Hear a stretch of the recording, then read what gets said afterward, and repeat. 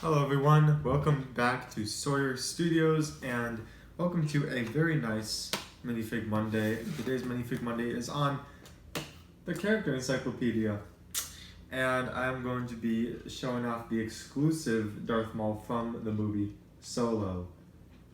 From this book, I practically got this book just for the minifigure. But this book also has a lot of really cool information and really breaks down the characters and organizes them in a very nice way. You have the clone era, you have all these, all the different colors and they're all coded in a certain way. You have characters from Solo, you have characters from that's Solo.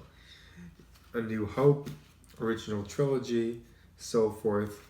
And you get some these older figures that you can see here in the margins, and then the more so the newer pilot designs, and you can see those clear comparisons of how LEGO has improved these characters throughout the year. Yeah, it's just a really cool book. It's just a nice book, a nice reference to have when looking for Star Wars minifigures. But we're going to focus our attention on the exclusive Darth Maul that comes with this, and I now see that there is tape, so allow me to just slice this open. Here we are.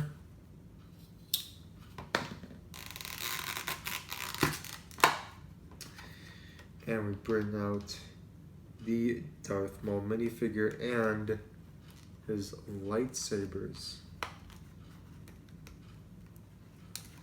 His dual-bladed lightsaber. LEGO still needs to make a lightsaber hilt that is a double-bladed lightsaber hilt, not just a single blade that we can put a blade in both sides. They really need to make one that's different for the double-bladed ones. But I'm sure we will get there eventually. So let's get into the close-up of this figure.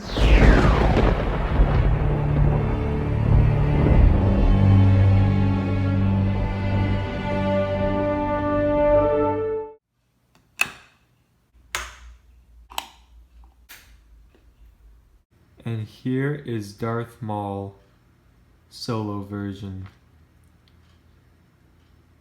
The face definitely looks aged, like most definitely. He looks a lot older.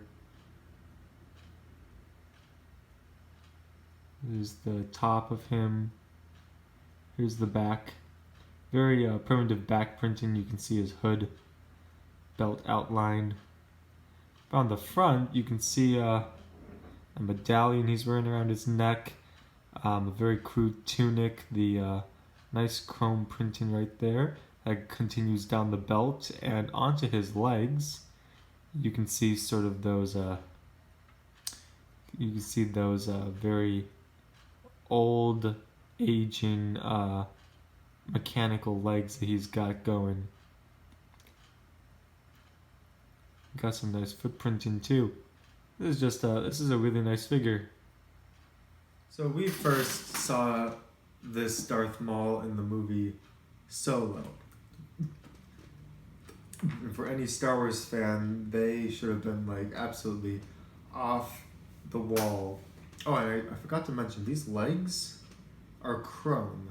Like, they're not dark gray, they're like actual chrome legs, which are super cool.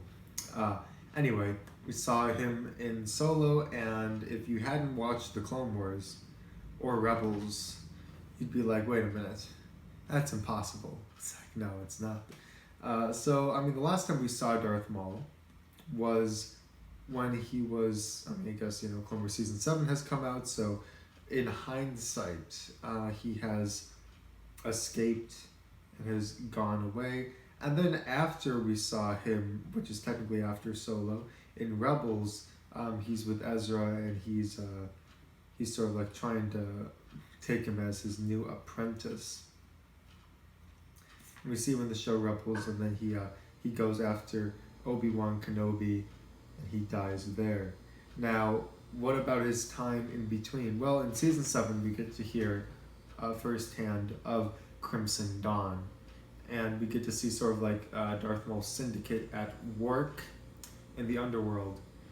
And there was supposed to be, Solo was supposed to be a trilogy of movies, which unfortunately never happened because they feel like the movie didn't get good ratings. Star Wars fans loved it. I think it was the people who are not hardcore Star Wars fans did not love it because it wasn't a good movie, it was a good Star Wars film. It was really good Star Wars stuff, but not for the average viewer, definitely not.